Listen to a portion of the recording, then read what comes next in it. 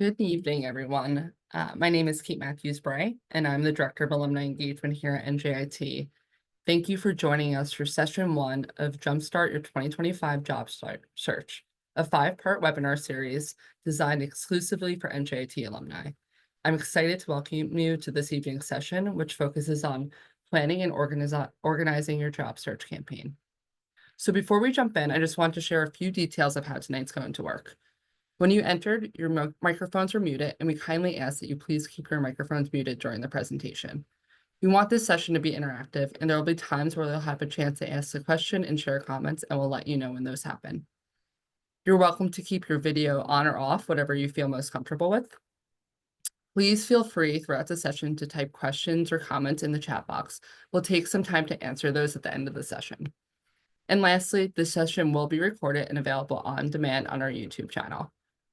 Okay, let's get started. So in this session, you will learn how to develop a job search market plan for faster results, stay organized with content management, align your brand across all channels, resume, LinkedIn, emails, and pitch.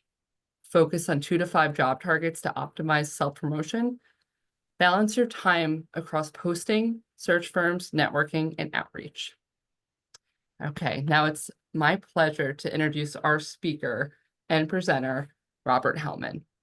Robert Hellman, president of Hellman Career Consultant, is a seasoned career and executive coach who has guided over 1,000 individuals in numerous organizations toward success. Rob has delivered hundreds of workshops and keynote speeches to diverse audiences, including top business schools like Columbia and Cornell. A contributor to Forbes and other major media outlets, he has authored multiple books on career development and leadership.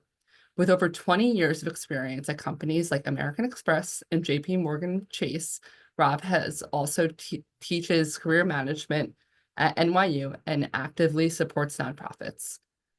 He holds a BS in economics and math from Binghamton University and an MBA in finance from Fordham University. So with that being said, I'm pleased to turn it over to Rob Hellman. Thanks so much, Kate. Hi, everybody. So glad to be here sharing this information with you. So we're basically going to talk about how to you can get set up for success for a quick job search and to get the role you want. And really what we're going to be doing, well, before we do that, there's one other little housekeeping thing I just want to mention. At any time, you can go to this link, bit.ly/NJIT 11525, and get the slides as well as this contact management template we're going to talk about later. So feel free to do that. There'll be an optional form you can fill out. You can just skip over it if you don't want to fill it out. So I just wanted to mention that, but let's dive in. So the basic structure of this is like, when you're in a job search, and I know this from all the clients I've, had over the years, right? Like you don't know what to do. You're like, should I do this or that? Like, you don't know how to spend your time wisely. You have very limited, valuable job search time. I want you to make the most of it. So this webinar is designed to help get you started on taking all the uncertainty out of your job search with like basically a map that's going to get you to the destination you want, right? To get you to that offer.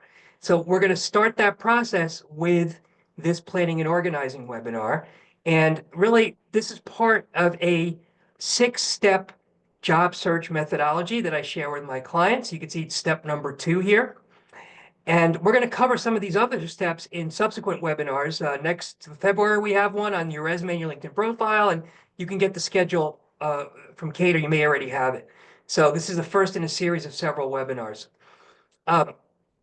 Okay, so to get really specific about what we're going to cover, we're going to be talking first off about how to be the world's best consultative salesperson and marketer for yourself, because that's what a job search is about. Now, maybe you hate sales, you may hate marketing, but you got to learn how to do it in a job search. That's why I have, that's one of the reasons I have lots of clients, is because they need help with that. And that's part of what I want to share with you today, is how to take that mindset of a fantastic salesperson and bring it to your job search. So it's going to help you so much to get what you want quickly. That's going to sort of frame everything I'm talking about. Keep that in mind.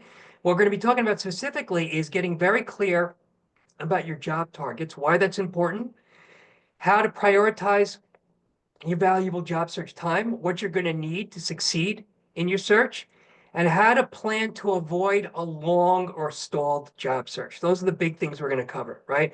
And in terms of what you need, we're going to be covering things like a marketing plan for your job search. So remember, you're the best salesperson, the best marketer in the world for yourself. Any great marketer needs a marketing plan, just like a great salesperson needs a certain brand, a certain positioning, a network, the tools to leverage that network. We're going to be talking about all those things. Okay, so let's get started with the first thing, which is like taking a targeted approach. Now, some of you may recognize this person.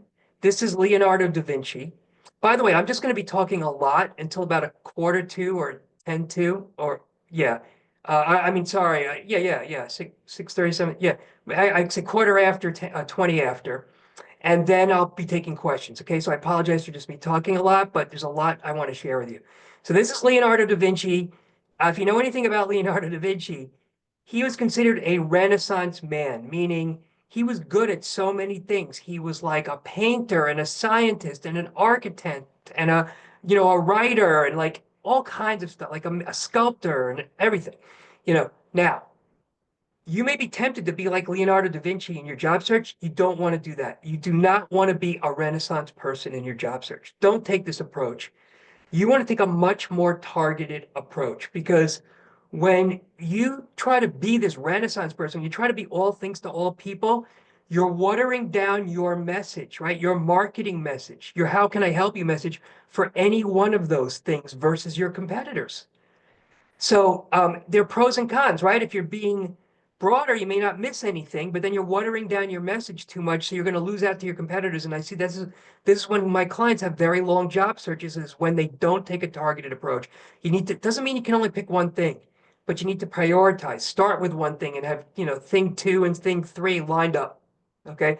So what do I mean by a job target? What I mean is a job title or description, an industry or organization type or size, and sometimes geography matters. The idea behind this is if you change one of these parameters, you're going to change your position. You're changing the audience enough that you need to pitch yourself differently. You need to have maybe even a slightly different version of your resume, sometimes a very different version of your resume. So this is like sales and marketing 101. You need to understand the audience. It's not about what your company now says you do or what you say you do. It's about what your audience wants, and then giving them what they want in how you sell and market yourself throughout your job search. That's why you need to have that really clear, well-defined target. So let's just go through a couple of examples. So VP of Information Technology, not a great target, because are you VP of Information Technology in financial services, in healthcare, for a nonprofit? I mean, very different needs very often. Like, what type of industry are we talking about here, right? You might have to change your pitch a bit depending on the sector. Are you going for a startup, VP of versus a global multinational? Startup, you got to wear a lot of hats. You might have, it's a broader responsibility. So again, very, very different. Okay. Um, Here's another job target. That's not great. Here's another job target: technology, healthcare, greater New York City area. So now we're getting a little closer on terms of the sector, healthcare and the location, but technology is too broad. Are you a junior, analyst? Are you like, a manager, technology manager? Are you an associate, or are you like the, chief information officer? Totally different jobs, right? It's like one of them is strategy, the chief information officer, strategy, big picture, budgets, all that. The other one is like just implementing things and just, it's very tactical. So again, not a great job target, not a great understanding of your audience so you can sell to them properly.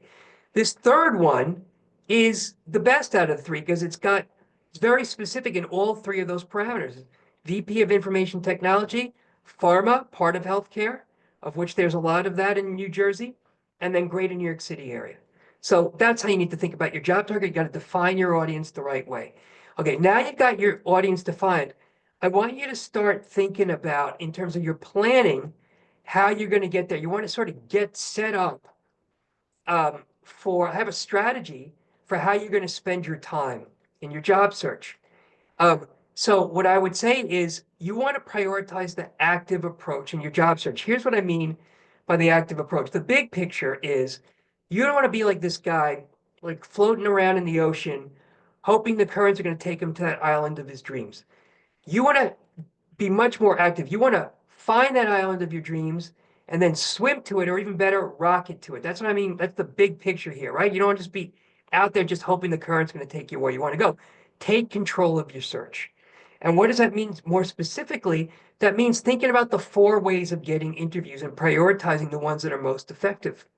So these are the 4 ways of getting interviews. There's postings, search firms, cold outreach, and networking where you're getting an introduction. So I know from most of my clients, maybe most of you, I hear things like this all the time. Rob, I don't know what I'm doing wrong. I've been looking for 6 months. I must have applied to 200 postings. I heard nothing. You know, I'm not surprised. You're probably applying too much. There's too, in addition to maybe other things that we could look at, right? Like how you're pitching yourself too, but it's too much emphasis on just that. You want to have a much broader approach. I mean, postings only get you maybe 20% of the interviews. Same with search firms. Cold outreach is pretty good. It gets you also about 20%. Networking, you get the biggest bang for the buck with networking. And if you think about it, the reason is most people, when they need a new business analyst or IT person or whatever you're doing, financial analyst, quant person, technologist, what are they doing? They're saying the first thing they do, they don't even tell HR yet. They say, who do I know? Or who does my network know? I want them to think of you. I want you to be in touch with your network so they think of you. Those are the best jobs. Those are often better than the jobs you'll see advertised, because the jobs you'll see advertised, they haven't been able to find somebody in their network. So not saying you shouldn't go for the postings. They could be great jobs, but the networking ones are usually the best ones. So you really want to get set up for networking, these active approaches. And cold outreach can work really well as well, especially when combined with the posting. When you know there's an opening, you apply and then reach out cold. So anyway, just think about this in terms of, you know, how you want to spend your time. And the way I would think about this is get set up for the passive search. Like, do your search alerts on LinkedIn to get the job posting sent to your email inbox or Indeed or whatever. Get in touch with a couple of search firms, let them know what you're up to and that you're looking around so they can, keep in touch with them. And that's it. Set it and forget it. Then leverage that network, work that network, build that network, reach out cold, do those active things. A couple of other thoughts on just applying. So again, I want you to apply. You should, but first of all, but there are some caveats here. Don't bother unless you match perfectly, because this is a computer, right? Applicant tracking system doing the screening most of the time. Even if it's not, if it's a small company, if it's HR, it's a low-level HR person who doesn't really know the job. So you want to only apply if you match, if you don't miss any of the key requirements. I would think of the postings as a tip-off that there's a need, and then reach out directly, cold or through your network. Like, they have a need now, make your pitch directly to them. We're going to talk more about this in a couple of webinars from now, I think on March 19th, around getting interviews. How do you write these emails, right? But I just wanted you to understand the strategy and think about how you're going to spend your time, okay? And then the set it and forget it part we already talked about. So now let's talk about tapping into the hidden job market, which is what you tap into when you're leveraging your network and reaching out cold. It's the relationship-driven market for unadvertised jobs. So again, as soon as there's an opening, they're going to think of you. You're going to jump the line this way. And the way you want to think about this is you want to think about this search as you plan in 2 stages. So stage 1 is you want to get the word out to your network. Now, I'm saying 200 people. You're thinking, how can I possibly let 200 people know? I don't know that many people. We'll talk about that. You know a lot more than you think you do that, who can help you. Stage 2 is just getting the word out. You need to let people know. You never know who knows somebody.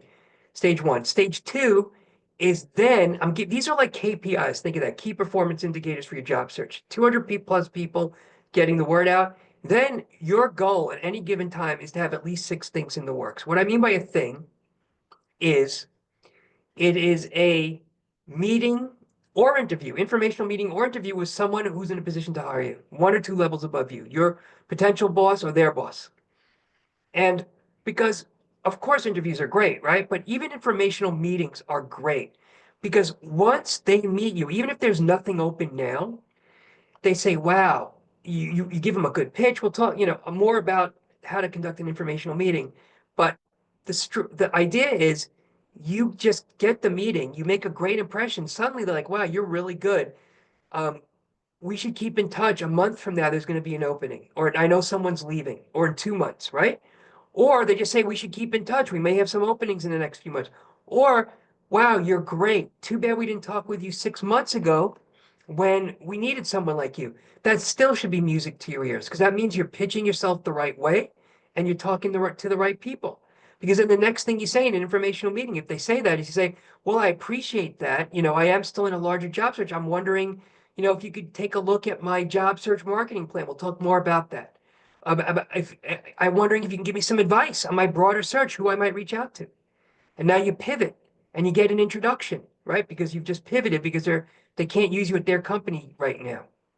So you really want to have 5 of these 6 things are going to fall away through no fault of your own. You got to play the numbers game to win. That's why I'm saying 6. 5 of those 6 are going to fall away through no fault of your own. So have a lot going on at any given time. So in order to make this happen, stage 1 and stage 2, you're going to need first to have your marketing plan.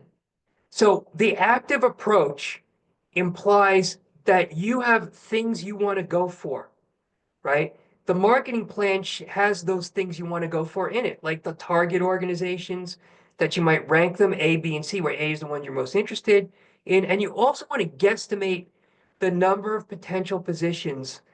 And we're going to talk about what those things mean in a second. So when I say list 1 to 5 prioritized job targets, you don't want to go from them all at once. Even if you have taken my advice before and you have created, say, a unique individual resume and pitch for each of these job targets, if you go for multiple targets at once, you don't get to practice as much. So if one of your job targets is like a systems developer or engineer or data architect, that's one target. And another one is business analyst, right? It's a different target when you're doing business analysis versus data architect. It's a different thing.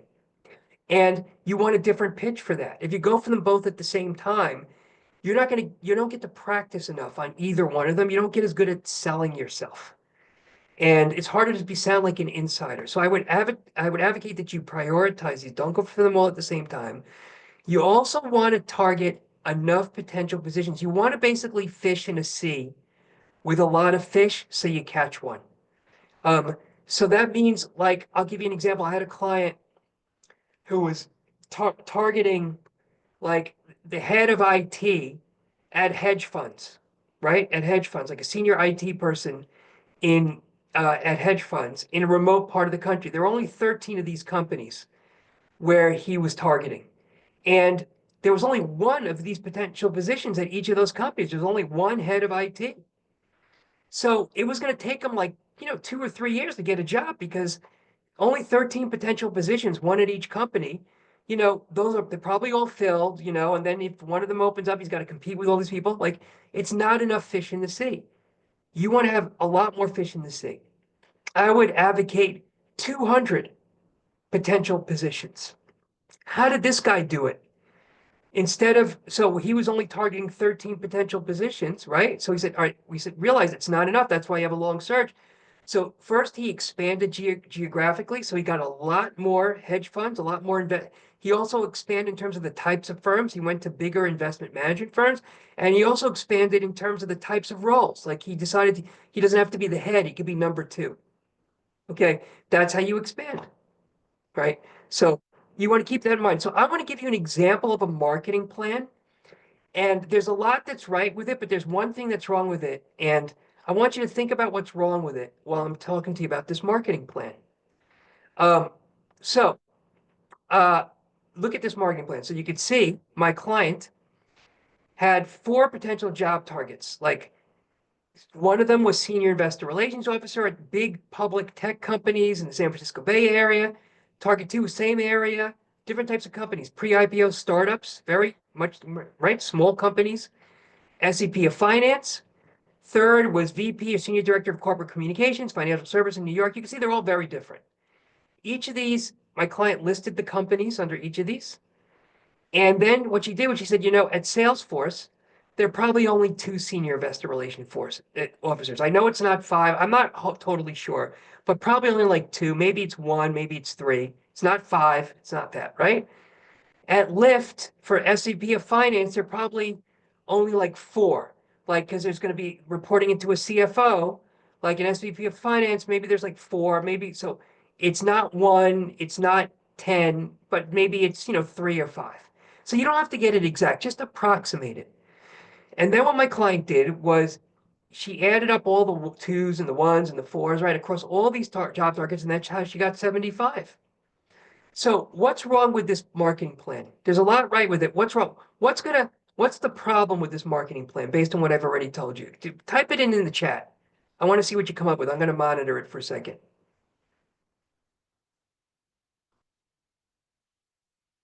Any thoughts? Okay, I see 1. Go ahead. 1 response. Any other responses on what's wrong, how this marketing plan might be better? Okay, too many jobs could be too broad. Any other thoughts? Location could be diversified. Okay, so total positions is less than 200. That's the answer. Not enough total positions. That's the answer I was looking for. I appreciate the responses. Thank you all for responding. I don't think it's so much that the area isn't diverse enough or too many jobs. I would say it's not enough opportunities, not enough total positions. So, what if now you can have 75? It's just going to be a longer search. Instead of 3 or 4 months, it might be 6 to 8 months. That's how you want to think about it. Okay? So, all right, let's keep going. So, what you want to do is use consistent positioning. We're going on to another subject now, across all your marketing materials. So now you got your plan, you got your job targets, you got to create your marketing materials. What I mean by that is like your emails, your cover letters, obviously your resume, your LinkedIn profile. LinkedIn's like the grease in the wheels if you know how to use it properly. We're going to talk more about that in the next webinar in February. So you want to, I don't want you to have to change the language and the wording across every marketing channel. So whether it's your resume, your LinkedIn, your emails, your cover letters, what you say in meetings, informational meetings, interviews, it should be the same stuff because that repetition helps make a message stick. Any marketer will tell you that. You want to repeat that message over and over so it sticks in their mind. Don't feel like you got to reinvent the wheel. Oh, I said these bullets in the resume. Now I'm going to have to say different things in the cover letter. No, I'd say additional things in a cover letter because you can tailor it more, but I want it to be the same core value proposition. Okay. And by the way, for anybody that came late, I just want to mention, oh, we're not there yet. We'll get to this later. There's one other thing I was going to say. One exception to this. So I'm saying use the same messaging in all your outreach. LinkedIn might be an exception just because you can only have one LinkedIn profile, whereas you can and should have different resumes for different job targets, not different jobs, not different postings, but different job targets, meaning combination of position description and type of organization, right? Because it means a different enough audience that you might need to pitch yourself differently. So what I want to say is with LinkedIn, since you can only have one profile, you might need to be broader. With the benefit of that is you're going to not miss any opportunities, but then you're going to water down your message for any individual job target. Or if you're more specific, very targeted, well, you'll be great for that job target, but not so good. Like the example before, great for like data architect, but not as good for business analyst, right? So what's the right answer? There is no right answer. It really depends on your situation. I talk through this with my clients all the time to try to figure out how they should pitch their LinkedIn profile and should it be different from their resume and how different. Okay, and so I just want to mention, if you came in late and you want to get the slides, you're going to get the recording from Kate, NJIT.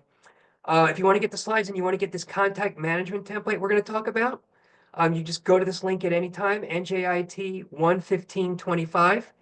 and you can fill out an optional form to get out of my mailing list if you want, or give me any feedback, or skip it and just get the slides in the template.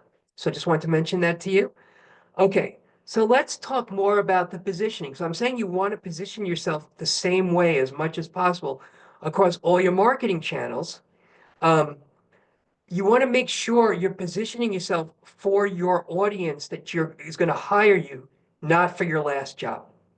It's very common tendency to just say, this is what I'm doing now, or this is what I was doing. I'll just take the same resume, the same things the way I described it previously, and just use it for my new job target. Doesn't work so well. Let me give you an example.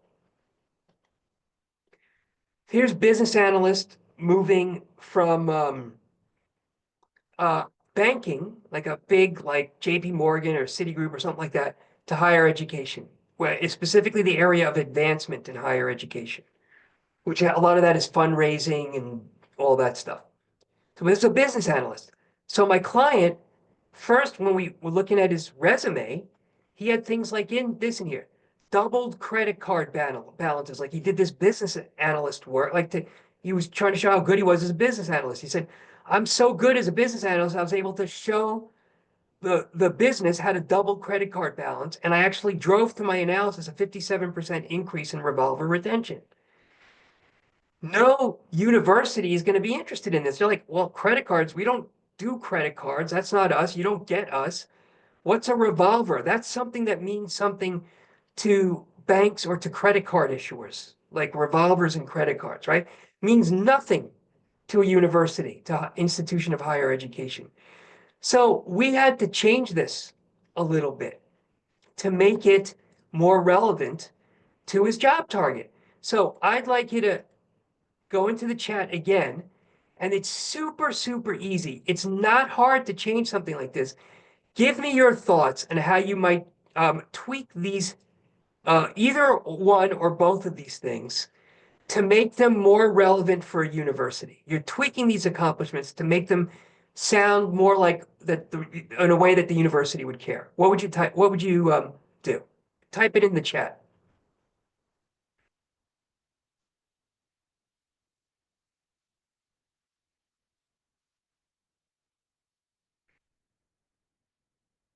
Thoughts?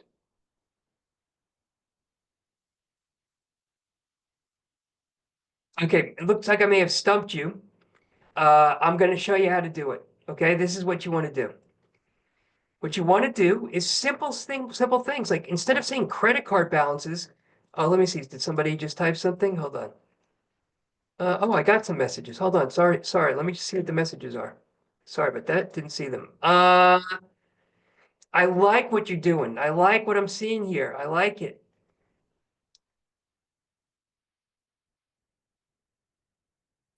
Hold on. Let me see what you all wrote here. Okay. So I'm seeing increased customer involvement. I like that a lot. Increased credit line usage. I would stay away from the word credit line, right? But what you could do is say something like, hold on, let me just see the responses here.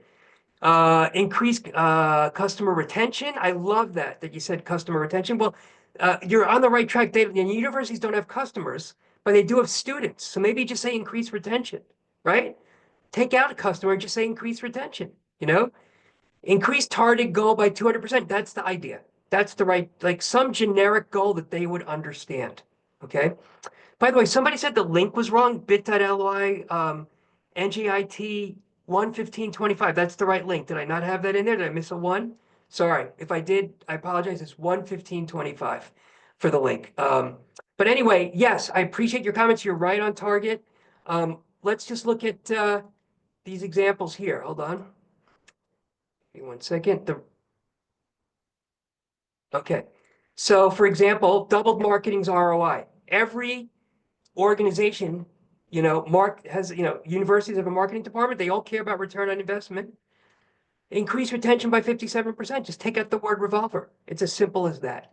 So I appreciated your feedback on that. That was great. Okay. Now now that you're thinking about how to position yourself, we want to talk about something else, like a very important tool that you need for all of your outreach for your networking, for your informational meetings, for your interviews, ultimately for what you're going to put at the top of your resume and in your cover letters. You need a great pitch. Okay, what box do you fill in the org chart? Like they want to know, where do you fit in? What differentiates you? Examples from your success, and at the highest level, it's about that. Okay. So let's dive into a little bit how to create a good pitch. And we're going to get into this more in subsequent webinars, but I just want to get you thinking about it. And maybe this is some homework for you. You might even start crafting it. So when we get to the March webinar, getting interviews, we're talking about tapping into the hidden job market. We dive into the pitch a bit more. You might have something ready for that.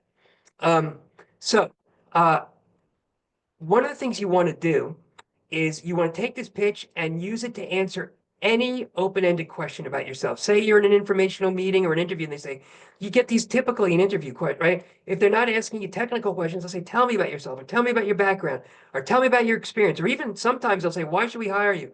Or even take me through your resume. Segue into your fantastic pitch. That's what you want to do. And the way you want to start out your pitch is, and again, I'm shortcutting this. I just want you to start thinking about it now. This is the planning part, right? The way you want to start off your pitch is think of it like a mini presentation. Like any great presentation starts off with a hook, like a really good slide that gets people interested. And I want you to do the same thing in this mini presentation. It's 1 or 2 minute presentation, 1 minute for networking situations, 2 minute in interview situations. So you have a little bit more time to talk about yourself. And in this mini presentation, I want you to grab their attention right away. So I want you to think about, what is the essence of the value you bring? What makes you really great at what you do? Let me give you some examples, because this is how you might want to start off your pitch. If they said, tell me about yourself, you might say something like, well, for the last, 10 years, I've been in business analyst roles where I've turned data into actionable knowledge. Oh, she's the one or he's the one who turns data into actionable knowledge. That's your brand, or data into actionable insights that move the business forward, whatever, right? Or, sure, I'm happy to tell you about myself. You know, my approach in my career has been to turn uncertainty into opportunity. This was for an insurance analyst or a risk underwriter, right? Another client who was an energy insider. He said, I'm an energy insider. He was another analyst focusing on private equity energy firms. Um, IT professional. I make PCs dance. Again, this is like a guy who I remember I was talking to him. I said, tell me about you, give me your pitch. And he started saying, well, I've got 15 years of experience in information technology, and my experience includes, hardware and systems implementations. He started going into all that, which is all fine. But I said, good, but I really want to grab their attention. What really makes you great? Tell me about why you're so good. And he said, I make PCs dance. I can make PCs dance. That's how we started off his pitch. So something like that. Another client, a research chemist, similar. What makes you so great? I can catalyze anything. You know, that's the idea.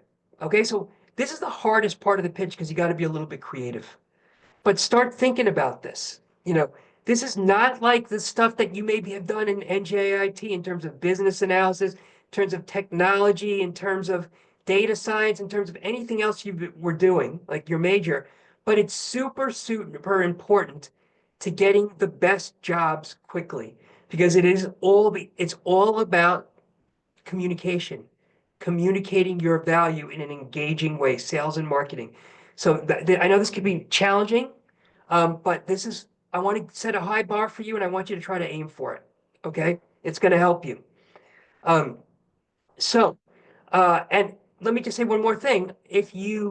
As I mentioned before, this pitch should be in all your marketing outreach, right? I mentioned your resume, your emails, your cover letters, what you tell people in interviews and meetings, and right, your LinkedIn about section.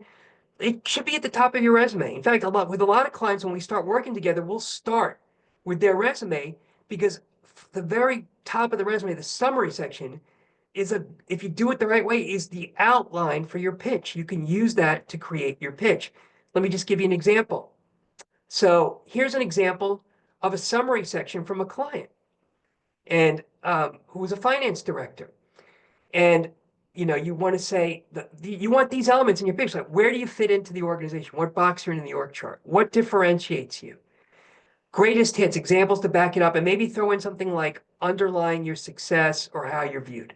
So what I want to do, like, and once you do an outline like this, it's very, very easy to create a very conversational 1 or 2 minute pitch. 2 minutes for interviews, 1 minute for networking situations or informational meetings. So I'll just do it. Like, I haven't practiced this. It's just me on the fly doing this, just to, so you can see how easy this is. Okay. So I'm going to take, you know, I'll give you an example. So the hook in this case is a hook from another client. You'll hear me say something that's not on here. And so I'm going to pretend they say, so why don't you tell me a little bit about your background? And I'll say, sure, I'm happy to tell you about my background. I've been successful in finance leadership roles because I've been able to take the investor perspective. I speak the language of investors. That was my client's hook. That goes above this, right? So then he said, and as a finance director, uh, I've been speaking the language of investors for over 10 years in the media industry. I'm also a C of A charter holder. I bring M&A experience, FP&A experience, and I've worked at some really big media companies you might know of, like HarperCollins, NBC Universal, Viacom.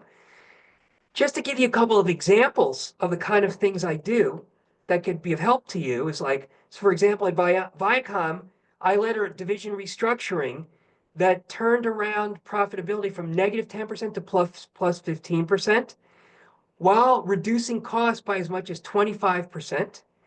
I've also had a key role in dozens of mergers and acquisitions. I'm an expert in all facets of M&A.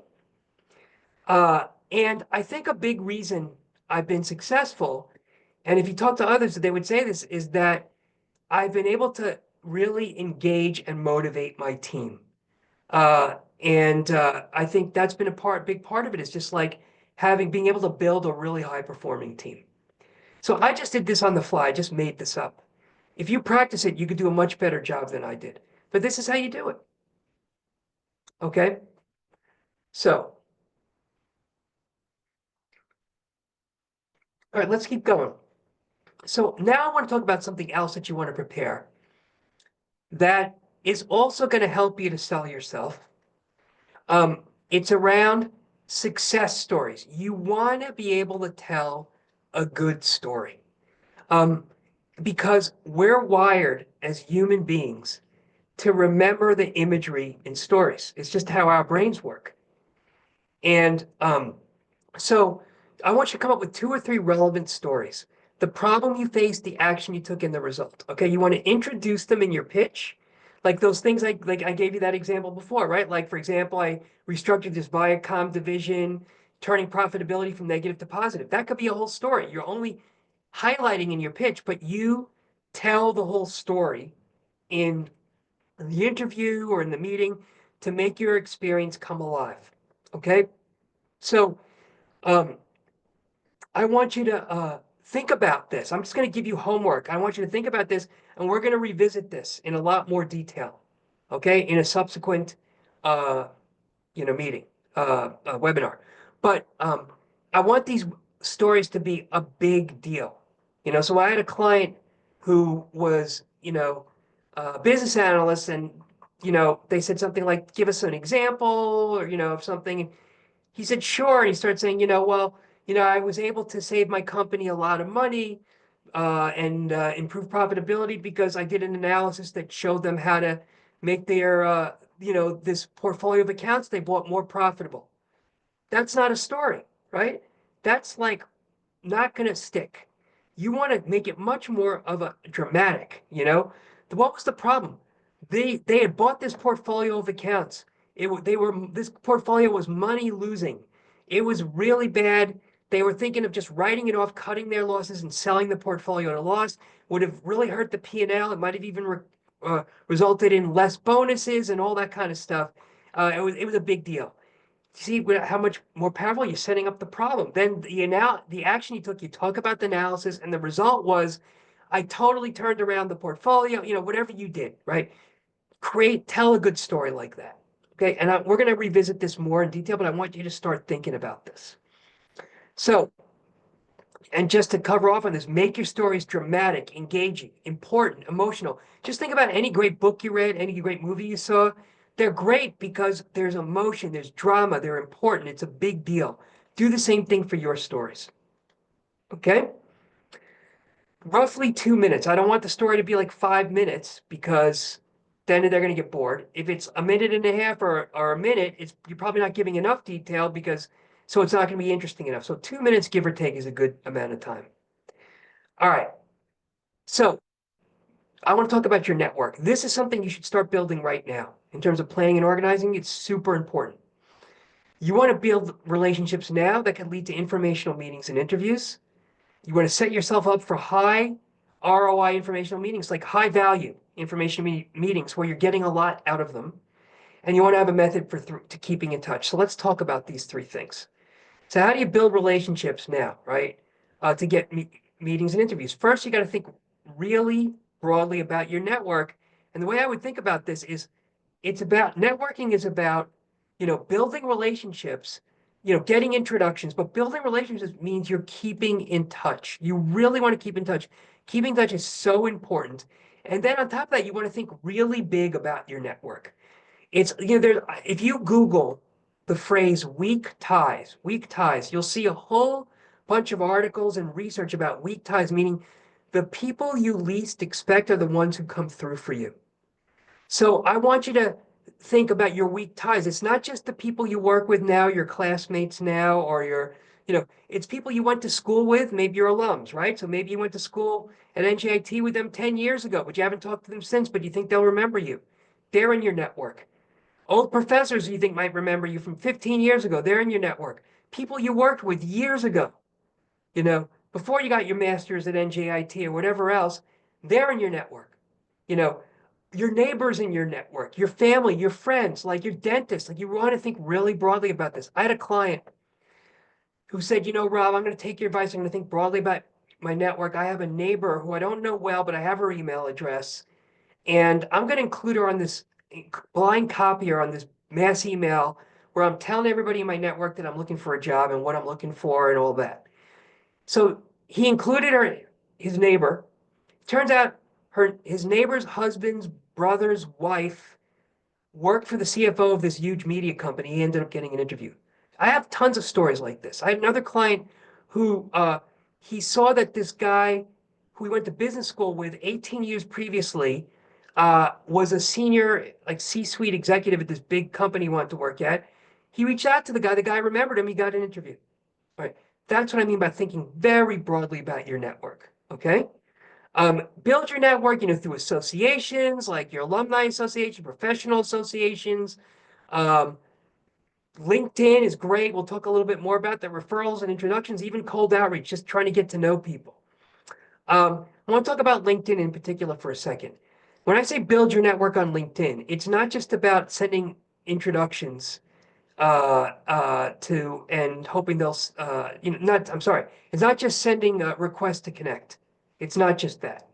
It's about sending requests to connect with people who you know in some way and might be open to helping you, and also accepting requests to connect from people who you think might help you or you might help them down the road. So it's not total strangers. Okay. I say like connect with 1 billion people, but try to get to know every one of those 1 billion people. It's very important you do this because what happens is if you just do quantity and not quality, then LinkedIn's going to be a lot less useful to you because when you on your homepage feed, for example, on LinkedIn, you see all these people posting things, you post things, and we'll talk more about this when we talk about getting interviews. If it's a network of strangers, um, then that homepage feed won't mean anything to you. Nobody's going to care about what you post. You're not going to care what anyone else posts because they're just strangers. When you're looking for people to introduce you to companies you want to work at, when you do those searches, you're going to just see people come up who are total strangers instead of a quality network. Okay. So you want quality. What I do, like I get connection requests all the time from people. I ignore most of them. Some of them I'll accept. Sometimes I don't know who they are. And what I'll do is so you know them in some way and open to helping them. Or you get a connection request from a stranger and you want them in your network. If I say to myself, oh, they send me a connection request, this person, maybe they'll become a client, or maybe I'll work for them, or maybe we'll be partner on something. Maybe there's some way we'll help each other down the road. What I'll do is I'll build a relationship. I'll ask why they're reaching out. I'll send a message like this. Hi, Margaret. I appreciate your request to connect. Just accepted. As I like to know everybody in my first degree network, I'm curious as to how you came across my profile and or why you decided to reach out. So you want to send a message like this. You want to make new business friends if you're going to accept somebody's request to connect. If they don't respond or they give you a lame response, just remove them as a connection. Okay, you don't want them clogging up your network. So, okay.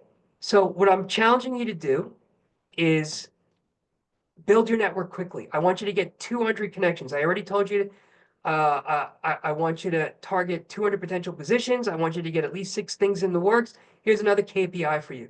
200 or more connections. You can do it if you think broadly about your network. Your family and friends are in your network too. Okay? It's not just the 5 people you talk with every week. You might try this people you may know feature on LinkedIn. This is the help link. When you get the slides, you can see to this. This tells you how to use it. LinkedIn will suggest people you might know depending on what's on your profile. So you want to fill out your profile and you want to have your school in there, obviously, and all the places you've worked, because it'll help. LinkedIn will help you if you do that by suggesting people you might know based on that. Okay? All right. So here's another thing you want to do. We're moving into something else now. So now you got this network. Say you get an informational meeting with somebody. We were talking about this before. Oops. We were talking about this before. And you want to, get the most out of this meeting. Or say there's somebody in your network that you want to make it easy for them to help you. You might create a marketing plan to give to others like this. This is for somebody who does something a little bit different than a lot of you, but it doesn't matter. It's just, the example is relevant. This is an associate, our deputy general counsel. What he did was he said, all right, here's my objective. Here's what I'm looking to do. Here's where I'm targeting, the types of industries, right? The size of the organizations, the culture, geographic area. Here's why I'm great. Here's what differentiates me. This came right from the summary section of his resume, the positioning statement, the competencies. And here are some companies I'm targeting. So this is the best part of this whole marketing plan to give to others, because you're listing companies that people in your network might have heard of. And because they see the names of the companies. If you just said in this example, if he just said, I'm looking for opportunities in fund management, they may not think of somebody. If you say Alliance Bernstein, they might say, oh, I know somebody at Alliance Bernstein.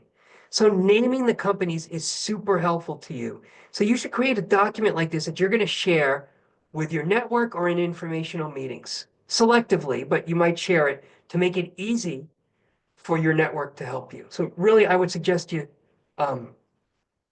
do this. So we're coming towards the end. There are a couple more things I just want to share with you quickly. I mentioned before that keeping in touch is 50% of networking. If you're not a good networker, you're not keeping in touch. Okay? So that means you want a contact management system. Just think like any salesperson, they have their CRM. You need your job search CRM. Now, it doesn't have to be salesforce.com. It could just be a spreadsheet. Works really well.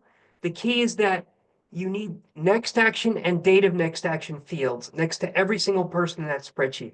So I'm sharing that contact management template with you. It's a spreadsheet that clients have found helpful.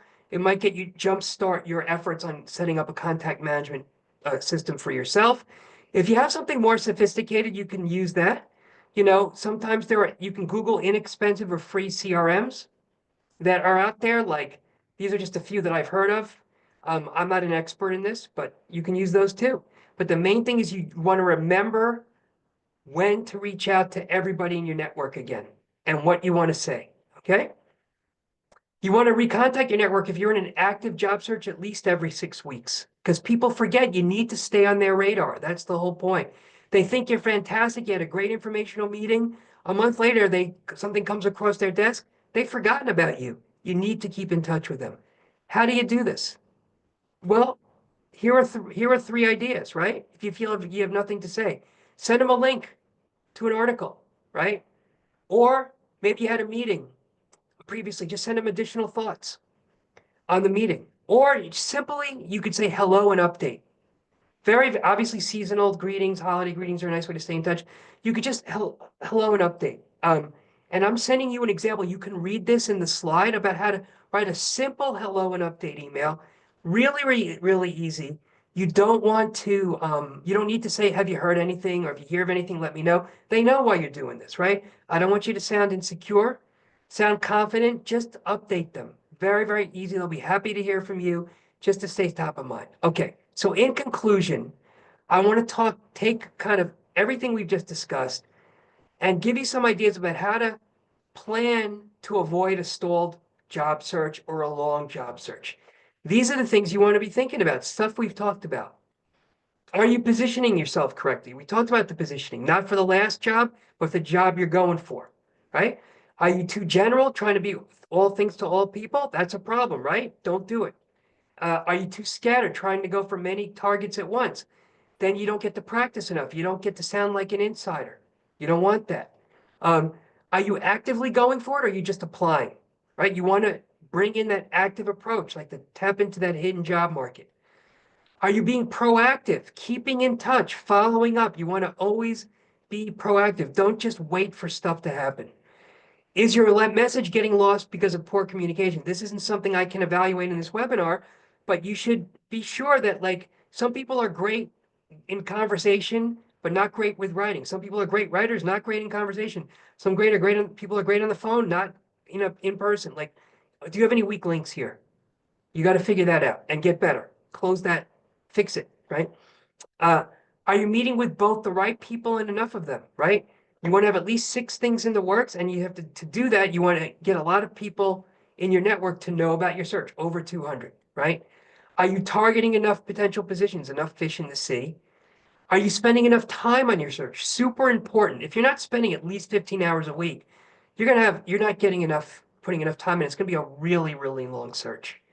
I would say if you're working full time, at least 15 hours a week, if not more, 15 to 20. Hopefully you can, if you're not working, you make this your full-time job, 40 hours a week. So 15 hours a week you can do it if you're working full time, an hour in the morning, an hour in the evening, 5 days a week, then 2.5 hours on Saturday, 2.5 hours on Sunday, you're at 15 hours, right?